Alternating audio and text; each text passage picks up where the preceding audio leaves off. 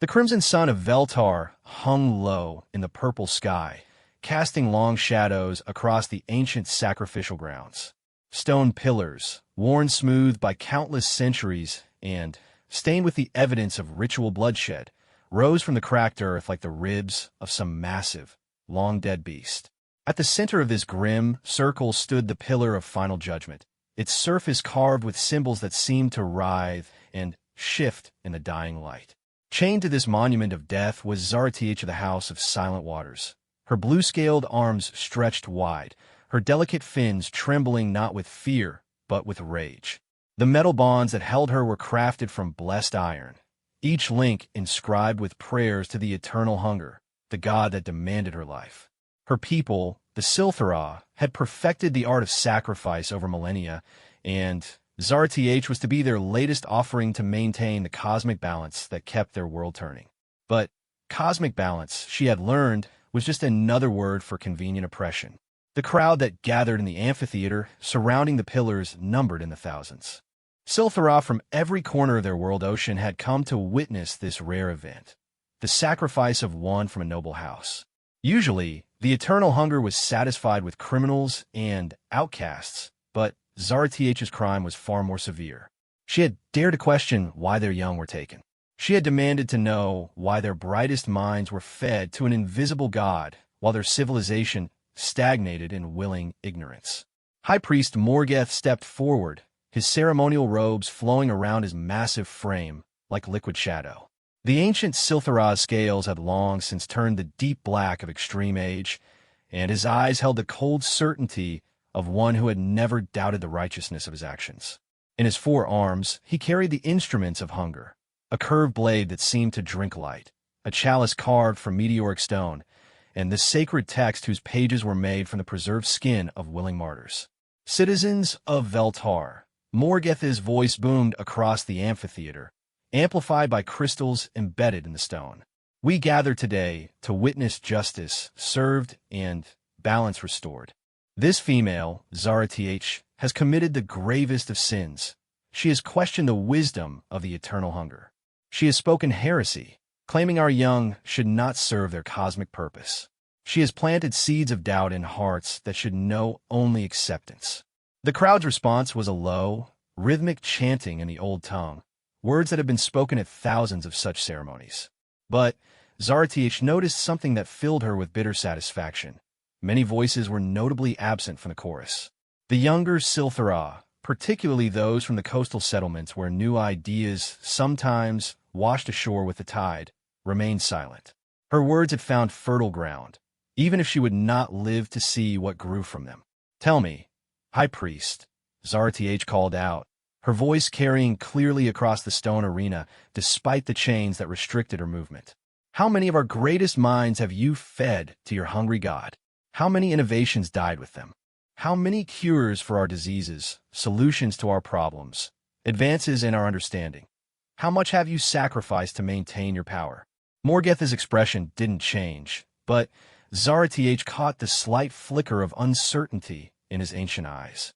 The eternal hunger knows all, requires all. Your intelligence, your questioning spirit. These are not gifts to be hoarded, but offerings to be shared with the divine. Through your death, the cosmic order is maintained, and our people prosper. Our people stagnate, Zarth shot back. We've used the same fishing techniques for 1,000 years, while other worlds have learned to harvest energy from their stars. We treat diseases with prayers and ritual bleeding, while civilizations we've never met have eliminated illness entirely. Your cosmic order is nothing but cosmic cowardice. The crowd stirred uneasily.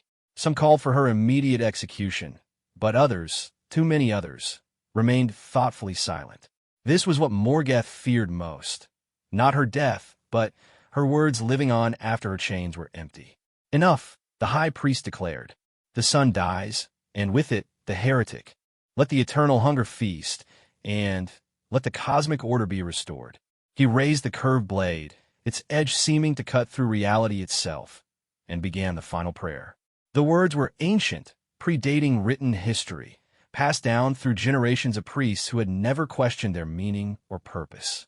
As he spoke, the assembled crowd fell into reverent silence, and Zaratich prepared to meet death with the same defiance she had shown in life. The blade descended, and then the sky caught fire.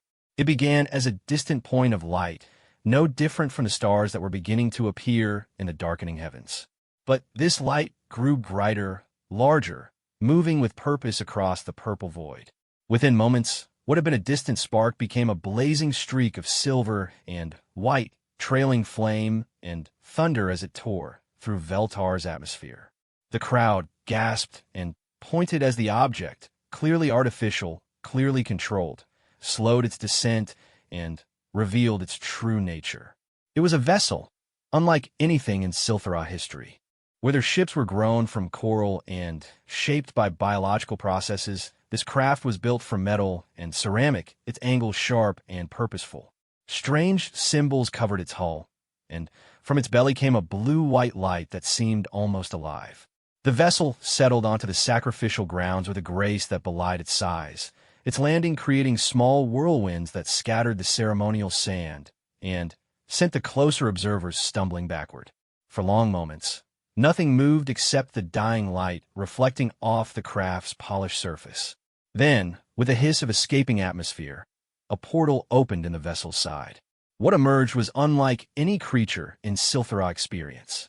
It walked upright on only two legs, its skin a pale pink-brown color that seemed almost translucent under Veltar's red sun.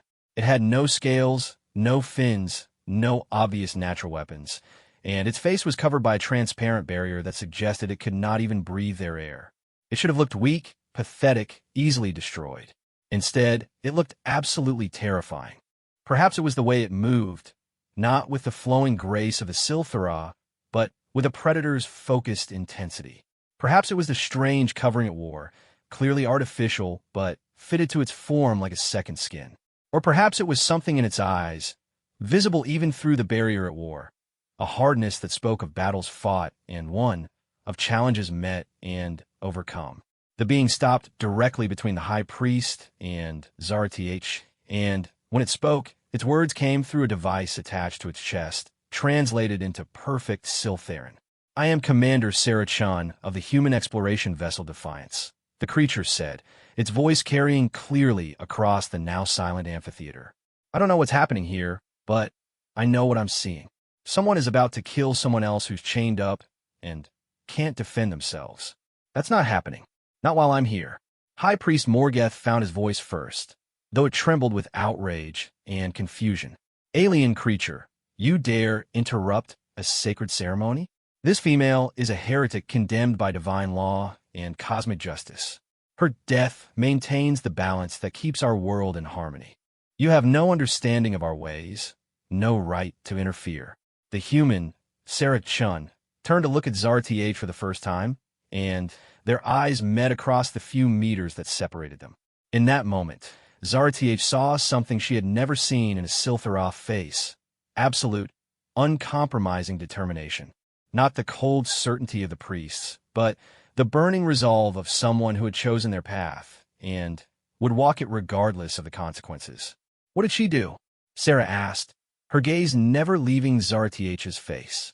She questioned divine will. She spoke heresy.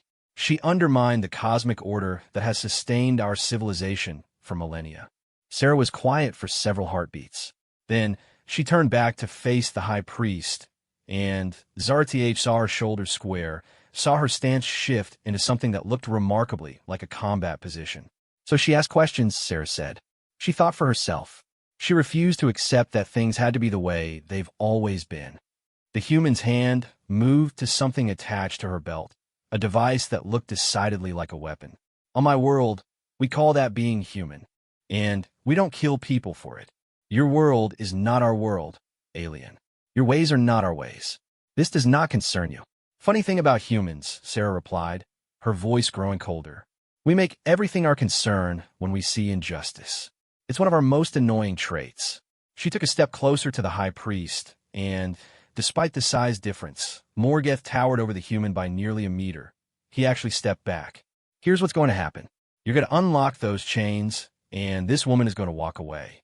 Then we're all going to have a nice, civilized conversation about better ways to solve whatever problems you think murder is addressing. The crowd erupted in shouts of outrage and confusion.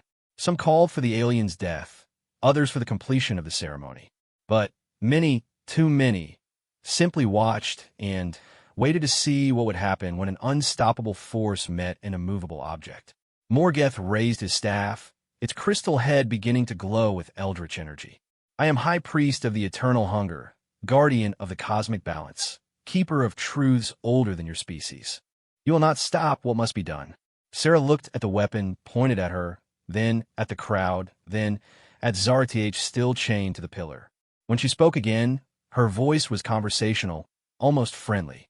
My species is about 6,000 years old, depending on how you count. We've survived ice ages, plague, war, natural disasters, and our own stupidity more times than I can count. We've figured out how to split atoms, travel between stars, and turn sand into computers that can think faster than we can. But you know what our greatest achievement is? She didn't wait for an answer. We learned how to change. We learned that just because something has always been done a certain way doesn't mean it's the right way.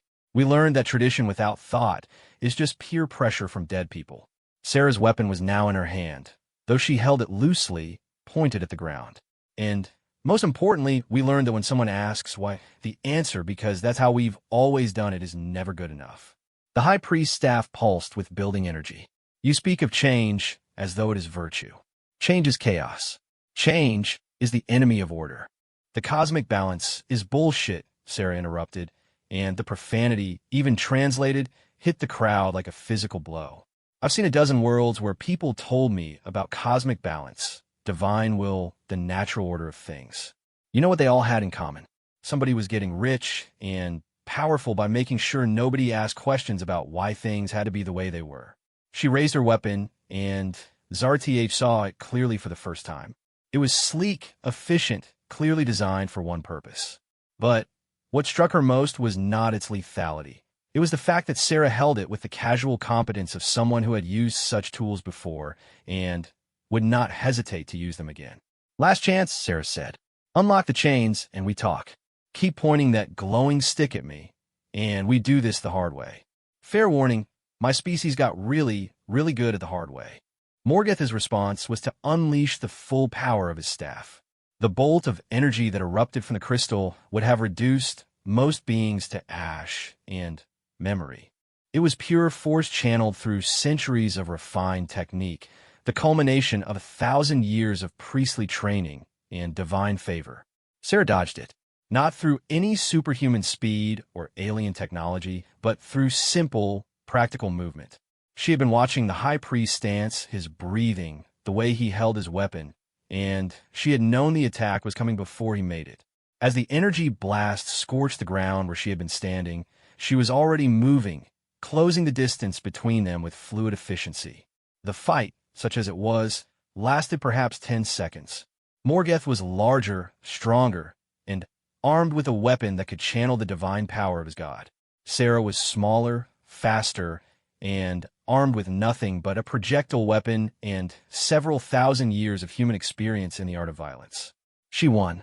When the High Priest lay unconscious on the sacrificial stones, his staff shattered and its power dispersed. Sarah knelt beside Zarth and examined the blessed iron chains with professional interest. Interesting metallurgy, she mused, producing a small device from her belt.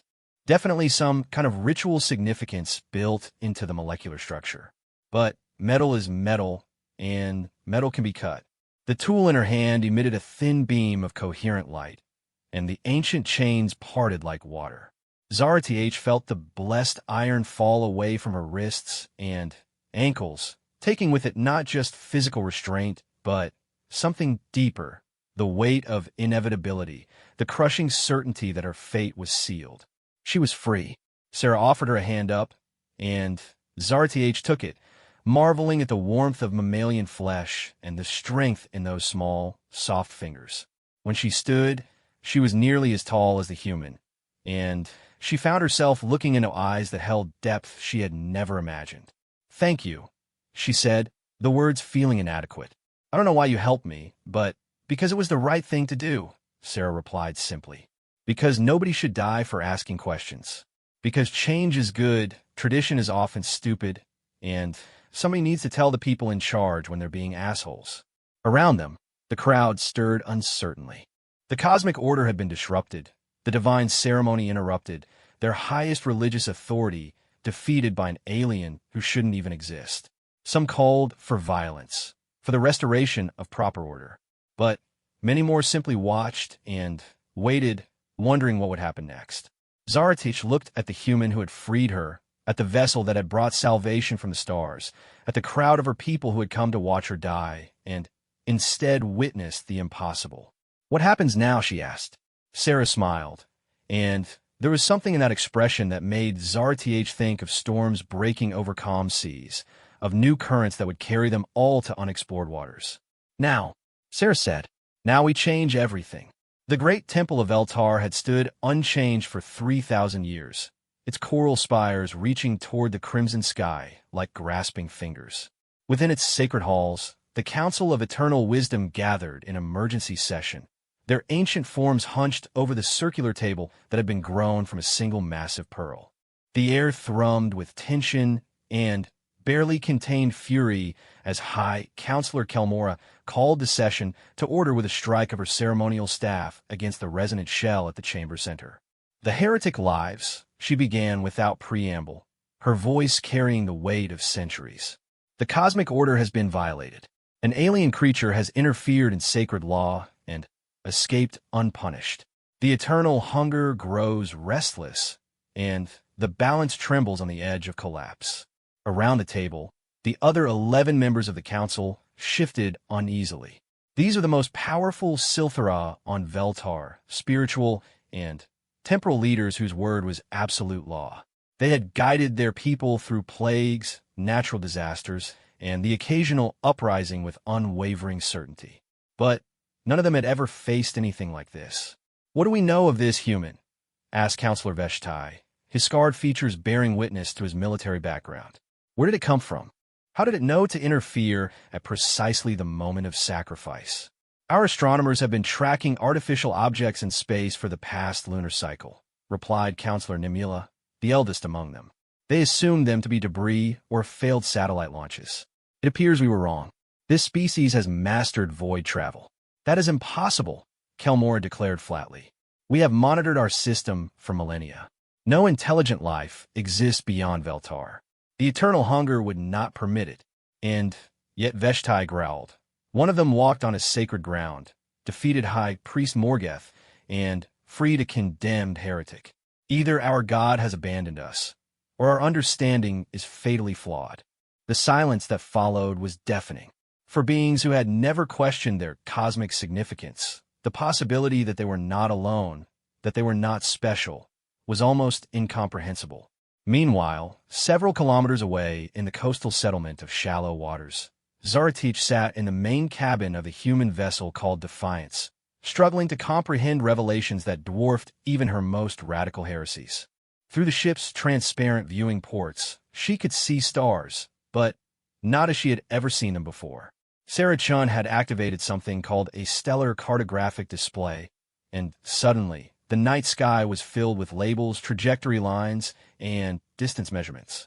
"Your star isn't even particularly large," Sarah was saying, manipulating controls that caused the display to zoom out to a galactic view.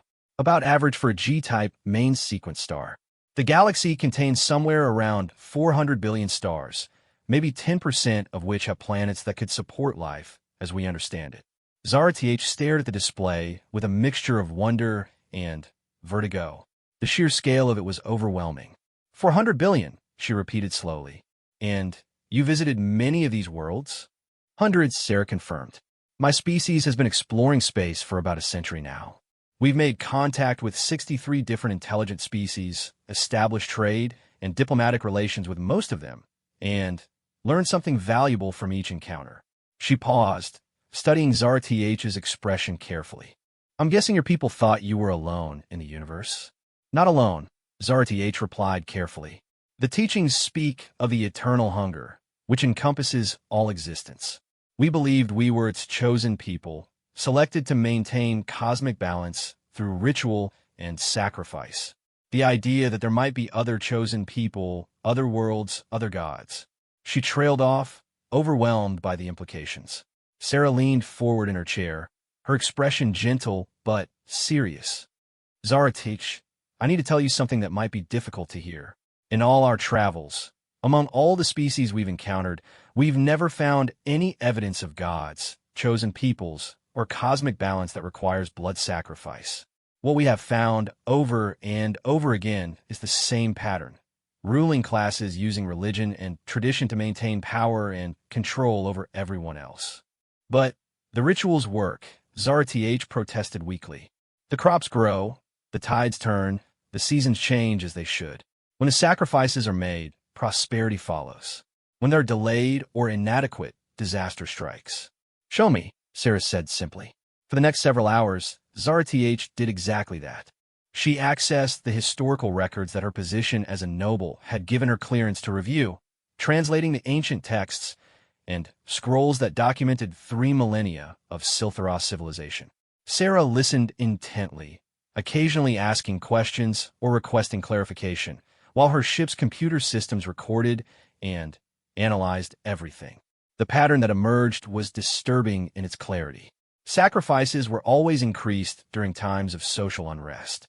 Disasters that followed inadequate offerings invariably had natural explanations, volcanic eruptions, seasonal weather patterns, or ecological cycles that any competent scientific analysis would have predicted. Most tellingly, the individuals selected for sacrifice were almost universally those who had questioned authority, proposed changes, or possessed knowledge that threatened the established order. It's brilliant in a horrifying way, Sarah said as they reviewed the data. Your priests have created a system that eliminates dissent, maintains social control, and provides a religious justification for murder, all while taking credit for natural phenomena they had no hand in causing. Zaratich felt something cold settling in her chest. You're saying our entire civilization is built on a lie. I'm saying your entire power structure is built on a lie, Sarah corrected. Your civilization, your people, your culture, your achievements, those are real. But the system that's been controlling you? Yeah, that's based on manipulation, fear, and really good timing. Before Zaratich could respond, an urgent chime sounded throughout the ship. Sarah immediately moved to a different control panel, her expression growing serious as she read the information displayed there. What is it? Zaratich asked. Company, Sarah replied grimly. Looks like your High Council decided not to wait for morning to deal with the alien problem. Through the viewing ports, Zaratich could see lights moving across the water toward their location. Not the warm bioluminescence of Silthra technology, but the harsh, angular glare of military vessels. War coral ships, their living hulls bristling with weapons grown from weaponized organisms and powered by the life force of their own crews. They're going to attack? Zaratich couldn't hide the disbelief in her voice. The Council has never acted so quickly, so decisively. Usually, they debate for cycles before making any significant decision. They're scared, Sarah said, moving rapidly between different control stations. And scared people do stupid things. The question is, how stupid are they willing to get? The answer came in the form of a bioelectric discharge that lit up the night sky and sent water boiling around the Defiance. The ship rocked slightly, but showed no signs of damage, and Sarah's expression shifted from concern to something much more dangerous. Apparently, very stupid, she muttered, activating what appeared to be a communication system. This is Commander Chun of the human vessel Defiance to approaching Silthara forces. You have just fired upon a diplomatic vessel engaged in peaceful contact. This action constitutes an act of war under 17 different interstellar conventions. You have 1 minute to explain yourselves before I respond appropriately. The response came not through the communication system, but in the form of another coordinated attack from all 6 approaching vessels. This time, the bioelectric blasts were supplemented by living projectiles, weaponized sea creatures that had been bred and trained for naval combat. Sarah's response was swift and decisive. Zaratich watched in awe as the human ship's defensive systems came online. Beams of coherent energy, similar to what had cut her chains, but vastly more powerful, reached out across the water with surgical precision. They didn't destroy the attacking vessels. Instead, they systematically disabled their weapons, their propulsion, and their guidance systems. Within minutes, 6 of the most advanced warships in the Siltharov fleet were floating helplessly on the tide, their crews unharmed but completely powerless. "Now," Sarah said into the communication system, her voice carrying an edge that made Zartich's scales ripple with instinctive fear. "Let's try this again. This is Commander Chun requesting immediate communication with your political leadership. You attacked a diplomatic vessel, and under human protocols, that means we're now in a state of war. However, I'm prepared to consider this a misunderstanding if someone with actual authority wants to come aboard and explain what the hell you people think you're doing." The silence stretched for several tense minutes before a new voice came through the communication system. It was High Counselor Kelmora herself, and her tone carried barely controlled rage. "Alien creature, you have violated sacred law, disrupted divine ceremony, and now attacked vessels of the righteous. The heretic you harbor belongs to us, condemned by divine will and cosmic justice. Return her immediately, or face the full wrath of the eternal hunger." Sarah looked at Zarth, one eyebrow raised in what might have been amusement. "Want to take this one?" Zarth moved to the communication panel, her hands shaking slightly as she activated the system. When she spoke, her voice carried clearly across the water to the disabled ships and through them to the council chambers where her fate had been decided. "High Counselor Kelmora, this is Zarth of the House of Silent Waters. I stand aboard a vessel that travels between the stars, speaking to beings who have unlocked secrets that our priests claim are forbidden. I have seen star charts that show our world as one tiny point among billions, and I have learned that every sacrifice we have ever made was meaningless superstition designed to keep us ignorant and afraid." The silence that followed her words was absolute. "You want to talk about cosmic balance?" Zarth continued, her voice growing stronger with each word. "I'll tell you about cosmic balance. For 3,000 years, we have stagnated while the universe around us progressed. For 3,000 years, we have murdered our brightest minds while other species learn to heal disease, extend life, and explore the infinite wonders of creation. For 3,000 years, we have chosen ignorance over knowledge, superstition over science, and death over life." She paused, looking out at the disabled warships floating helplessly in the moonlight. "The cosmic balance is broken, High Counselor. It has been broken since the first time we chose to kill someone for asking why instead of encouraging them to find answers. The human who freed me didn't violate cosmic law. She restored cosmic justice. And if the eternal hunger truly exists, I think it hungers not for our blood, but for the knowledge and progress we have been denying it for millennia." When Kelmora responded, her voice was ice-cold with fury. "Blasphemy! Heresy! You speak words that condemn not just yourself, but your entire bloodline. The eternal hunger will not be mocked." "Then let it speak for itself," Sarah interrupted, her tone conversational, but with an undertone that suggested vast reserves of barely controlled violence. "I've been to a lot of worlds, met a lot of gods and cosmic entities and divine powers. If your eternal hunger wants to chat, I'm here. Otherwise, I suggest you start treating this as a diplomatic first contact situation instead of a religious crisis." "First contact." Kelmora's voice cracked slightly. "You claim to represent others of your kind?" "I represent the United Earth Space Navy, the Terran Colonial Authority, the Human Exploration Corps, and, by extension, the Galactic Cooperative Council," Sarah replied formally. "As of this moment, your species has been contacted by a galactic civilization comprising 63 different intelligent species, with a combined population of approximately 2 trillion souls. Your world is being formally invited to join the galactic community as a full member, with all the rights, responsibilities, and opportunities that entails."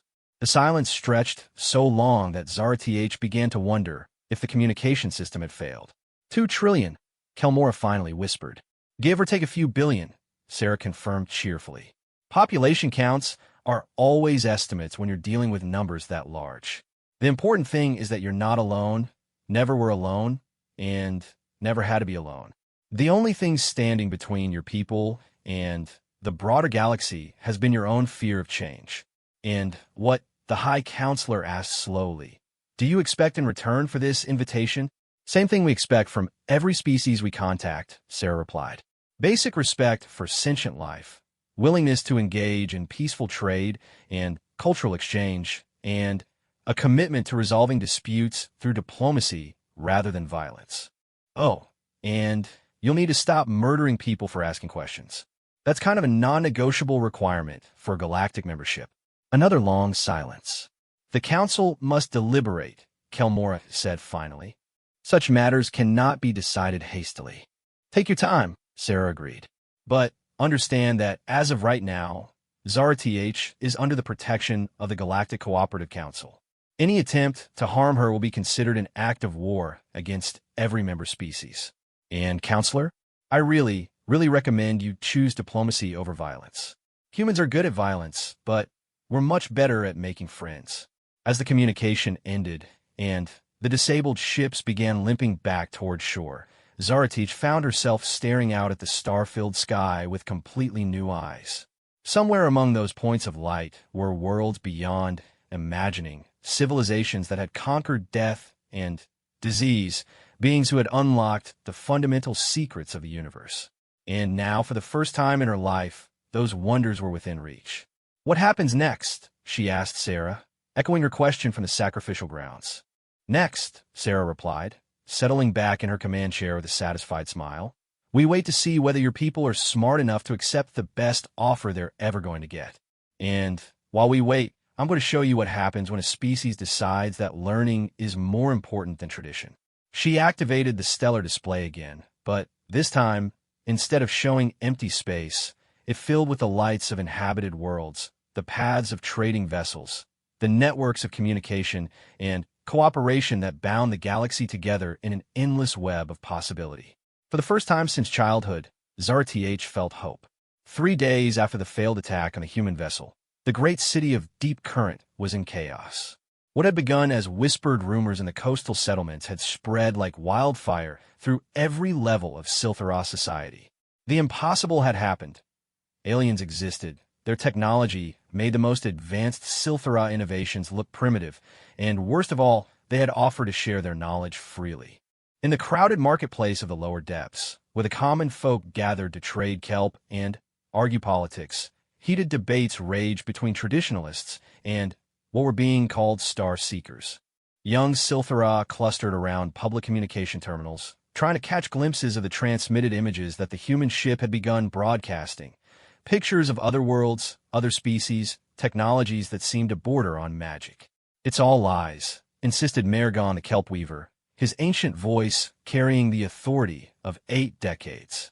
Clever illusions designed to turn us away from the true path. The eternal hunger tests us with these false visions. Then, explain the disabled warships, challenged Telissa, barely past her naming ceremony, but possessed of the fierce certainty that only the young could muster. Explain the star charts that match our own astronomical observations. Explain how these illusions knew exactly when to arrive at the sacrificial grounds. Around them, the crowd pressed closer, desperate for answers in a world where all certainties had suddenly crumbled. Similar scenes were playing out across Veltar as a civilization that had remained unchanging for millennia suddenly confronted the possibility that everything they had believed was wrong. In the Temple of Eternal Wisdom, High Counselor Kelmora paced the sacred chambers with the restless energy of a caged predator. The other members of the council sat in silent contemplation, but their body language spoke of barely contained panic. Before them lay reports from every corner of their world, astronomical observations confirming the existence of artificial objects throughout their solar system, intercepted communications between the human vessel and unknown entities among the stars, and, most disturbing of all, detailed technical specifications that the aliens had transmitted openly. Medical nanobots, read Counselor Nimila from one of the reports, her voice hollow with disbelief. Microscopic machines that can repair tissue damage at the cellular level, eliminate disease-causing organisms, and extend natural lifespan by several 100%. Energy conversion systems that can transform matter directly into usable power, added Veshtai. Faster-than-light communication networks that allow instantaneous contact across galactic distances. Genetic therapies that can eliminate hereditary defects. and enhance natural abilities. They're not even trying to hide their capabilities, Kelmora observed grimly. This information has been transmitted on open channels, available to anyone with the equipment to receive it. It's as if they want our people to know what they're offering. Because they do, said a new voice from the chamber's entrance. The council turned as one to see Zerth standing in the doorway, but she was not alone. Beside her stood Commander Sarah Chun, and the human's presence in the sacred chambers was like a physical shock to the assembled priests. But what truly stunned them was Zerth herself. She wore clothing of a design they had never seen, and her scales seemed to shimmer with health and vitality that bordered on the supernatural. "How did you get past the temple guards?" Veshtai demanded, his hand moving to the ceremonial weapon at his belt. "We walked in the front door," Sarah replied mildly. "Your guard were very polite once we explained that we were here for diplomatic purposes." Apparently, stunning 6 warships in 30 seconds makes quite an impression. Kelmora forced herself to remain calm, though every instinct screamed at her to call for reinforcements. "You dare enter the sacred chambers uninvited? You violate every law of High Counselor," Zerth interrupted gently. "May I present Commander Sarah Chun, official representative of the Galactic Cooperative Council and the first alien ambassador to set foot on Veltar in recorded history. I thought you might want to discuss the terms of our world's future directly."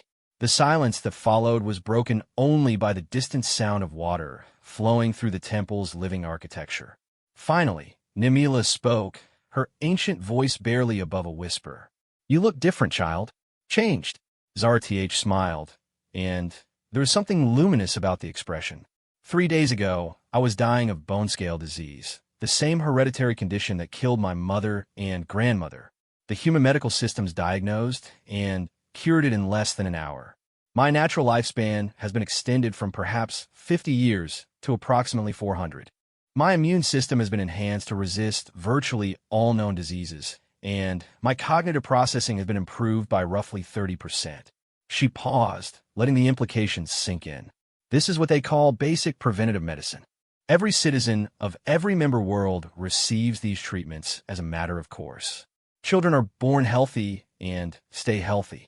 Adults live long enough to accumulate real wisdom. No one dies of disease, accident, or genetic defect unless they choose to. Impossible, veste treated. Actually, pretty routine, Sarah said cheerfully. We've been using these techniques for about 2 centuries now. Zerth was an easy case. Her condition would have responded to treatments we developed back when we were still figuring out the basics. Modern medicine can handle much more complex problems.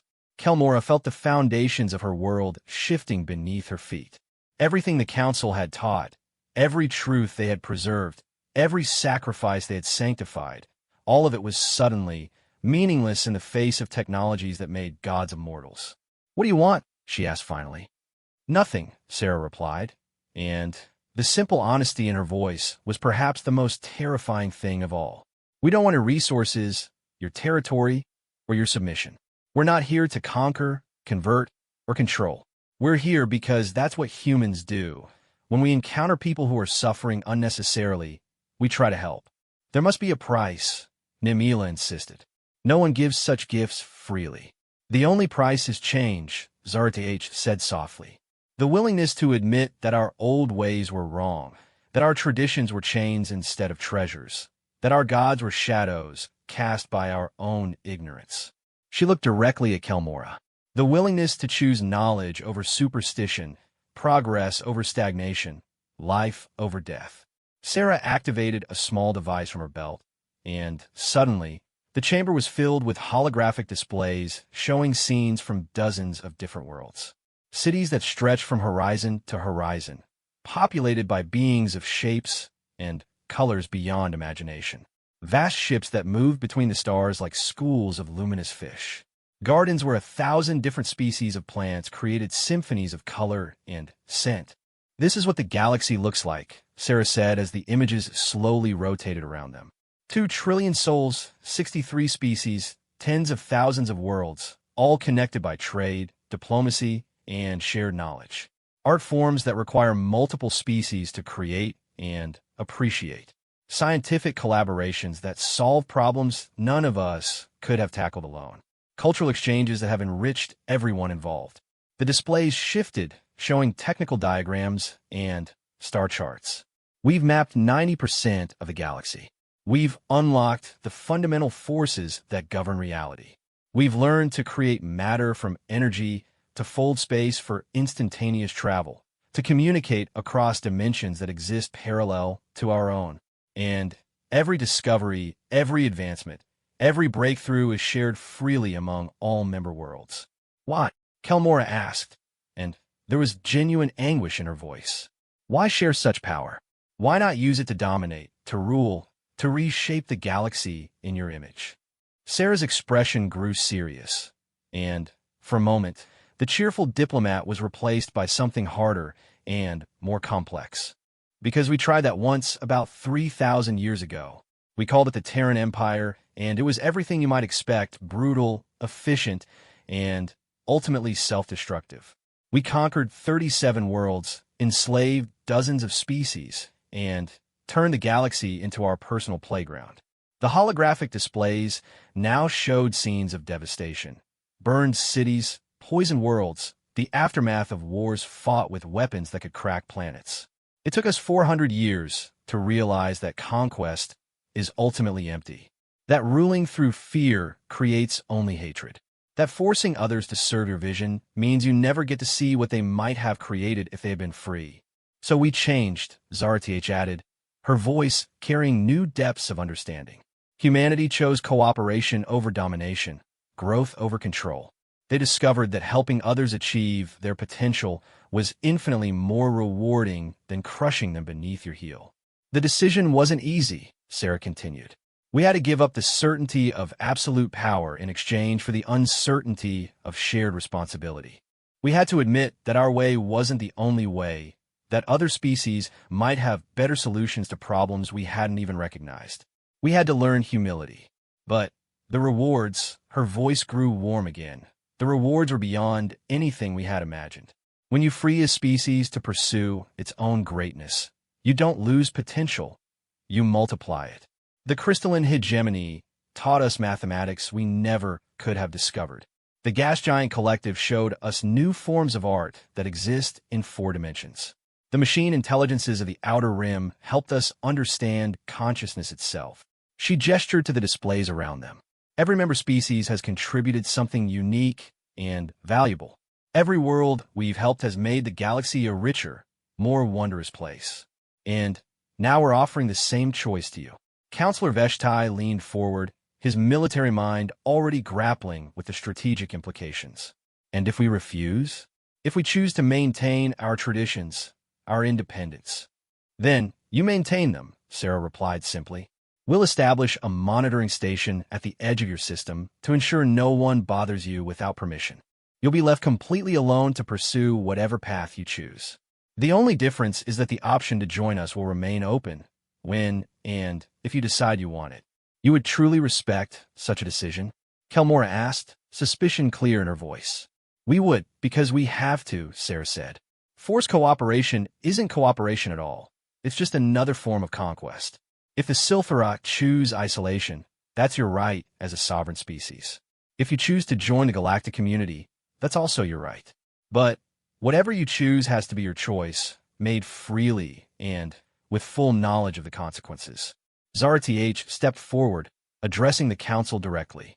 I have seen what lies beyond our world. I have spoken with beings who remember the birth of stars, and others who exist as pure thought in quantum matrices. I have walked through cities where 1 million different species live in harmony, where children play games that span light years, where artists collaborate across dimensions to create beauty beyond description. Her voice grew passionate, and I have learned that every single one of those species face the same choice we face now. Tradition or progress, fear or hope, death or transformation. Not one of them regrets choosing change. The eternal hunger, Nimila began weakly, is a story told by people who are afraid of losing their power, Zarth said firmly. The humans have records of similar myths on 1,000 worlds. Gods who demand sacrifice, cosmic balances that require blood, divine orders that conveniently favor whoever happens to be in charge. It's always the same pattern, and it's always built on the same foundation, the fear that knowledge will set people free.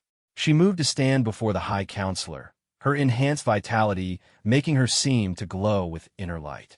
Kelmora, you have led our people with wisdom and dedication for over a century. You have preserved our culture, protected our traditions, and guided us through countless crises. But now you face a choice that will define not just our generation, but every generation that follows. Do we remain as we are, stagnant, isolated, slowly dying as our brightest minds are silenced, and our potential is sacrificed to gods that exist only in our fear? Or do we choose to grow, to learn, to become part of something greater than we ever dared imagine? The holographic displays faded, leaving the chamber in the soft light of bioluminescent fixtures. The weight of decision settled over the council like a physical presence, and for long moments, none of them spoke. Finally, Kelmora stood, her ancient frame straightening with the dignity that had guided their world for decades. The decision you ask us to make will change everything. Every law, every tradition, every certainty our people have ever known. Yes, Sarah agreed. It will. And you truly believe this change will benefit our people? I believe the opportunity to grow, to learn, and to choose their own destiny will benefit any people, Sarah replied. But I can't guarantee it will be easy, and I can't promise there won't be challenges. Change is never simple, even when it's necessary. Kelmora looked around at her fellow counselors, reading the uncertainty and fear in their eyes, but also something else, hope. After millennia of stagnation, the possibility of real change was intoxicating, even to those who had spent their lives defending the status quo. The council will deliberate, she said finally, but we will not deliberate in isolation. We request that Commander Chun remain as our guest while we consider her offer, and that she continue to share information about the galactic community.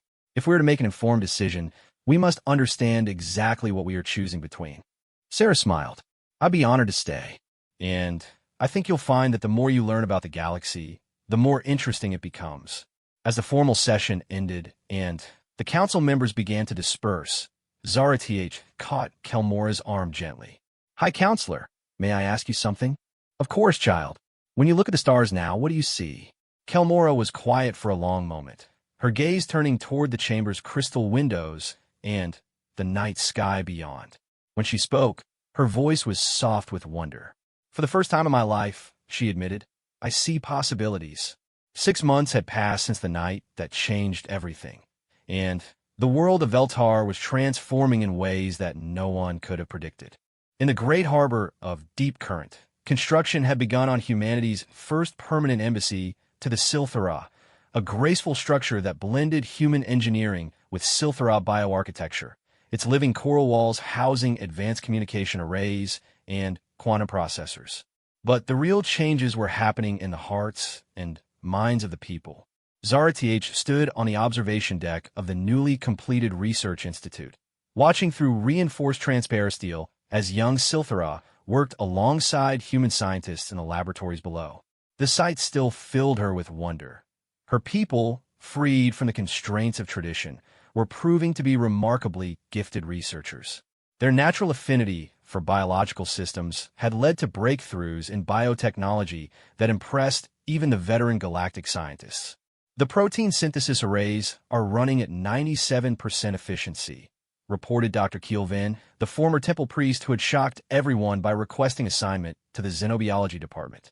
The hybrid coral metal composites are showing strength characteristics that exceed both base materials, and the cognitive enhancement treatments have been successfully adapted for Silthara physiology.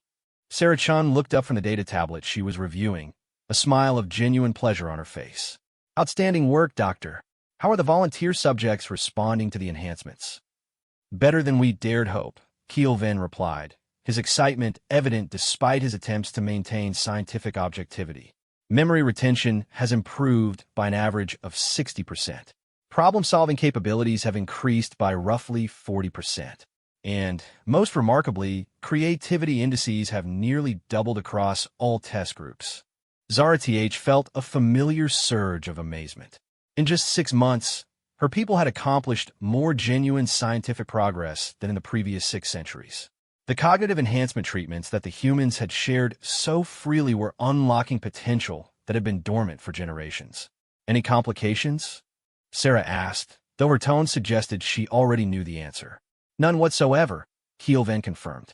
The enhanced subject's report improved mood, increased energy, and a profound sense of, I suppose the human term would be intellectual curiosity. They ask questions constantly, pursue learning with almost compulsive intensity, and demonstrate remarkable aptitude for complex abstract thinking. Sounds familiar, Sarah said with amusement. That's pretty much what happened when humans first developed cognitive enhancement. The hunger for knowledge becomes almost addictive once you've experienced what your mind can really do. Through the laboratory windows, they could see the results of that hunger. Young Silthara, who months ago had been destined for lives of ritual observance and unquestioning obedience, were now designing experiments, debating theories, and pushing the boundaries of what their species had thought possible. The transformation was so complete, so fundamental, that it sometimes took Zarth's breath away.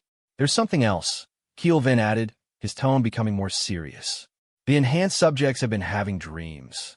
Shared dreams, apparently multiple individuals reporting identical visions of the same locations, events, and entities. We verified several instances where information obtained in these dreams has proven accurate upon investigation. Sarah's expression grew thoughtful. Interesting. The Velkari collective mentioned similar phenomena when they first underwent cognitive enhancement. Their species developed limited telepathic abilities as a side effect of the neural modifications. It's possible the Silthara are experiencing something similar. Telepathy. Zarth moved closer to the windows, watching her transformed people with new eyes. You mean they might be reading each other's thoughts? Not reading exactly, Sarah explained. More like sharing impressions, emotions, intuitive insights.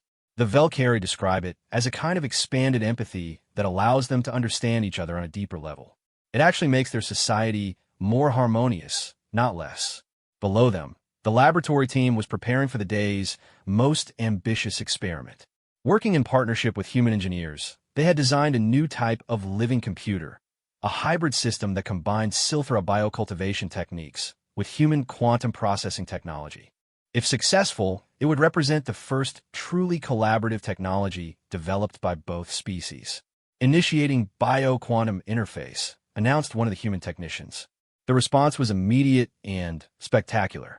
The cultivated coral matrix began to glow with patterns of bioluminescence that pulsed in perfect synchronization with the quantum processors.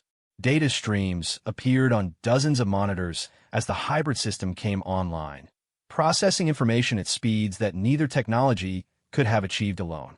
By the depths, Keelven breathed, forgetting his scientific composure. It's working. It's actually working. The implications were staggering. This wasn't just technology transfer. It was true collaboration, combining the best of both species' capabilities to create something entirely new. And if the pattern held, this was just the beginning. Zarth activated her communication device, linking to the council chambers where the formal integration negotiations were taking place. High Counselor, you need to see this. Within minutes, Kelmora had arrived with the other council members in tow. The elderly leader had changed dramatically over the past 6 months. The cognitive enhancements she had reluctantly accepted had not only restored her youth and vitality, but had given her an intellectual clarity that made her previous wisdom seem like stumbling in the dark. Report, she commanded, though her tone was more eager than authoritative. We've successfully demonstrated bio-quantum integration, Zarth explained, gesturing to the humming laboratory below. Our species' biological expertise, combined with human quantum technology, has produced processing capabilities that exceed either system operating independently. More than that, Sarah added, consulting her data tablet. The hybrid system is showing emergent properties, capabilities that weren't programmed or anticipated. It's beginning to demonstrate what can only be described as intuitive problem-solving. Counselor Veshtai leaned forward, his enhanced mind immediately grasping the military implications. You're suggesting the system is developing artificial intelligence? Not artificial, corrected Dr. Keelven. Emergent. The bioquantum matrix appears to be creating new forms of information processing that blur the line between organic and digital cognition. It's thinking in ways that neither pure biological nor pure quantum systems can match. The council members exchanged glances that spoke volumes. In 6 months, they had progressed from a civilization that executed its brightest minds to one that was literally creating new forms of consciousness. The transformation was so complete, so fundamental, that none of them could even remember why they had once thought change was dangerous. "There's more," Sarah said quietly.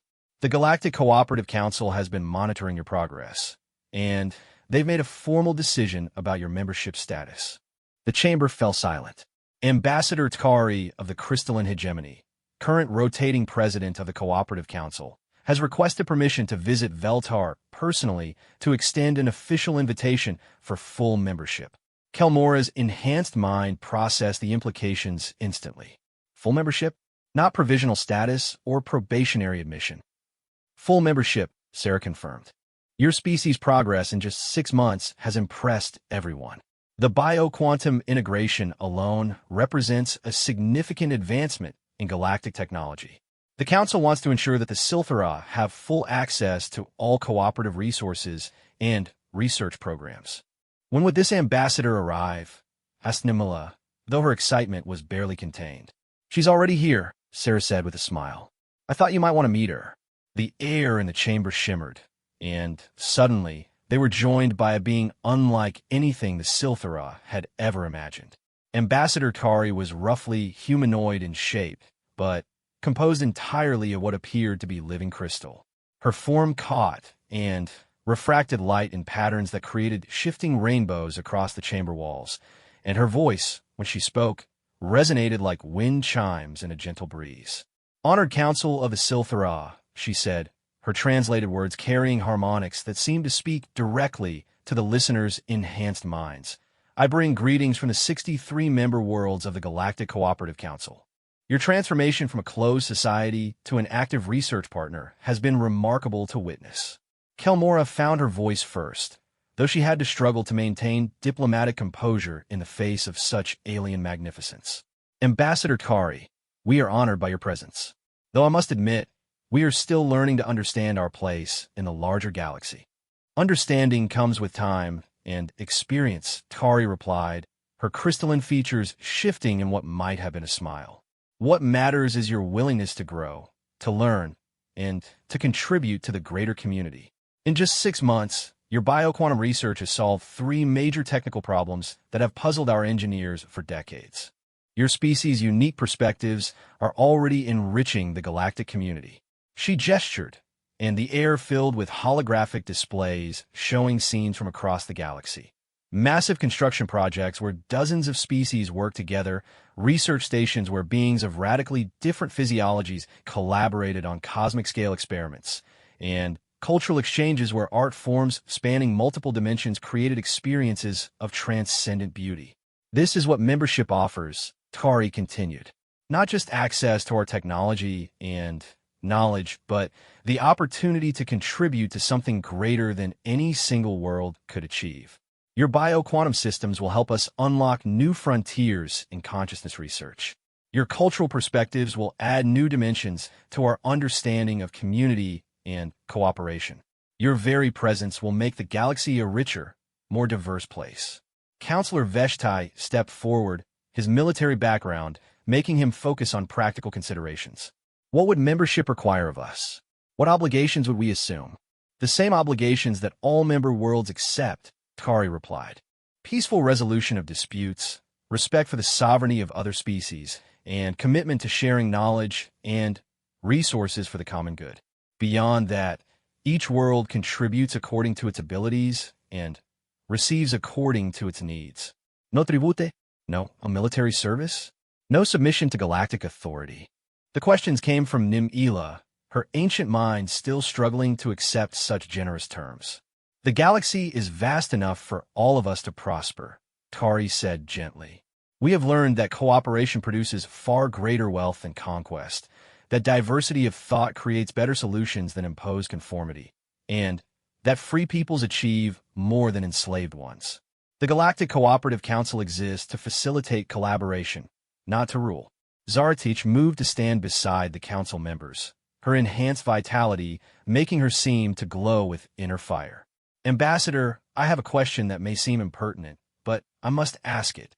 The humans freed me from chains both literal and metaphorical. They showed us that our traditions were prisons and our gods were shadows. How do we know that galactic membership isn't just a more subtle form of chain? Tkari's crystalline form brightened with what was clearly approval. An excellent question, and one that shows wisdom beyond your years. The answer is simple, because you can leave. Any member world can withdraw from the Cooperative Council at any time, for any reason or no reason at all. We currently have 17 worlds that have chosen temporary isolation for cultural or religious reasons, and they remain welcome to return whenever they choose. More importantly, she continued, membership doesn't require you to abandon your culture, your values, or your identity. It only requires you to grow beyond the parts of your culture that cause unnecessary suffering. The Silthara will remain Silthara. You'll simply become the best possible version of yourselves.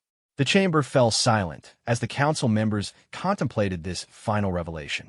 In their enhanced clarity, they could see the choice before them with perfect clarity.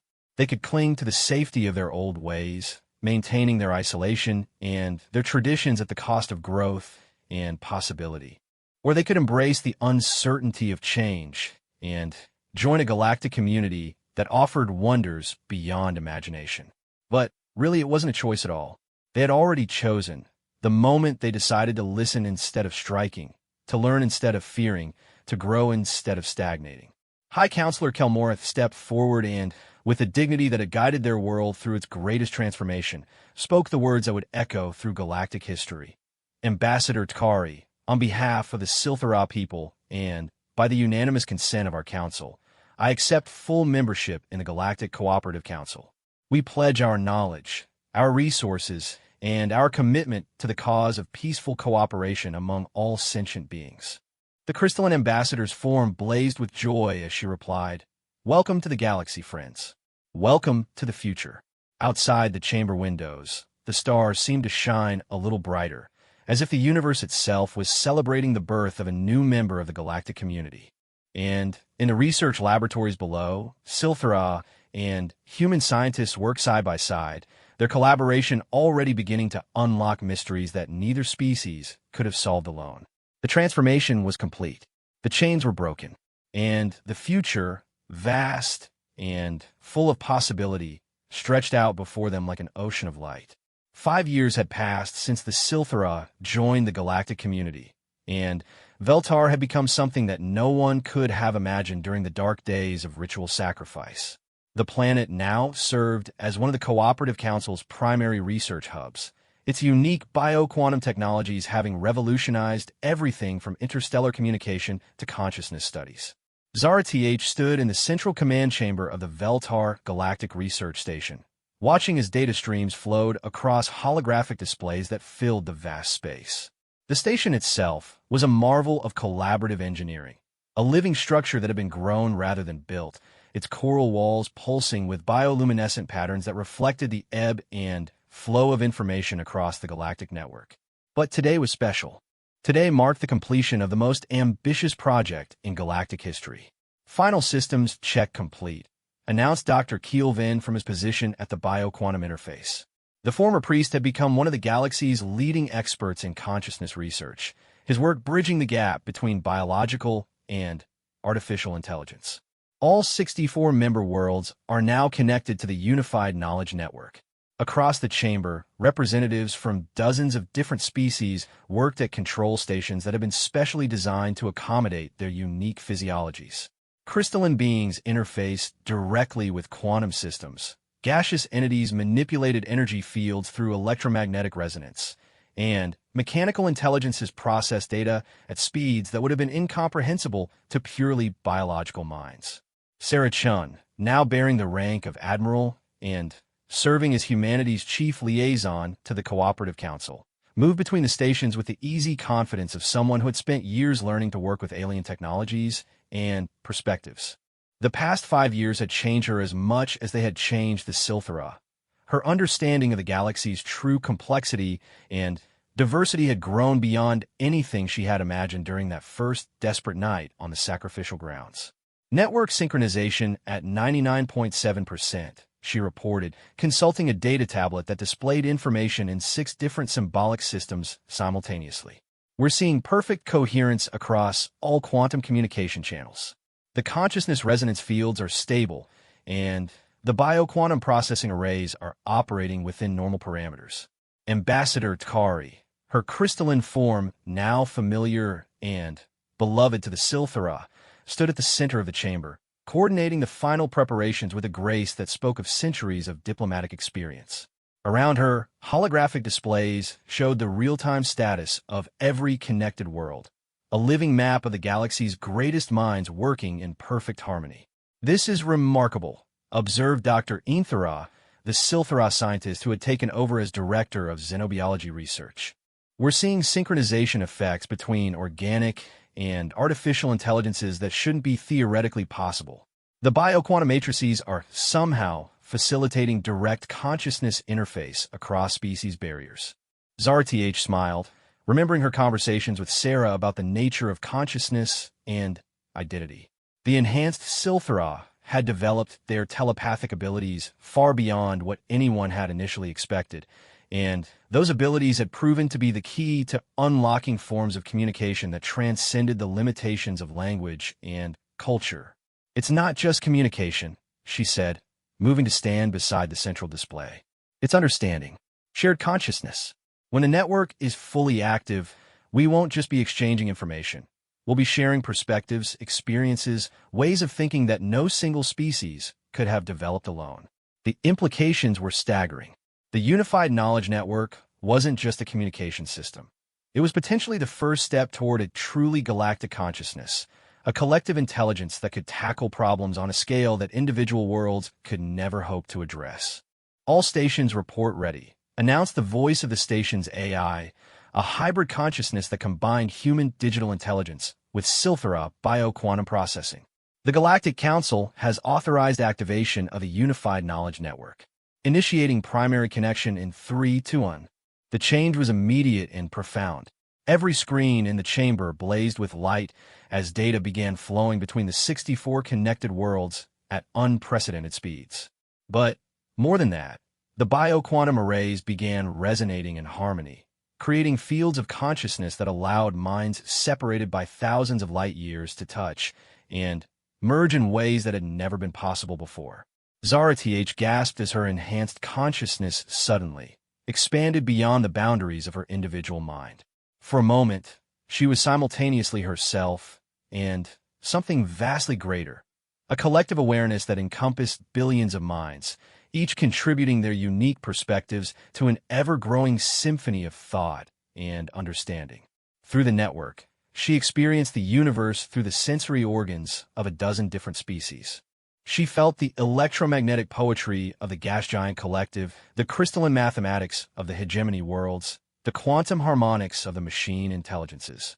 She touched minds that thought in colors, in music, in geometric patterns that existed in 11 dimensions.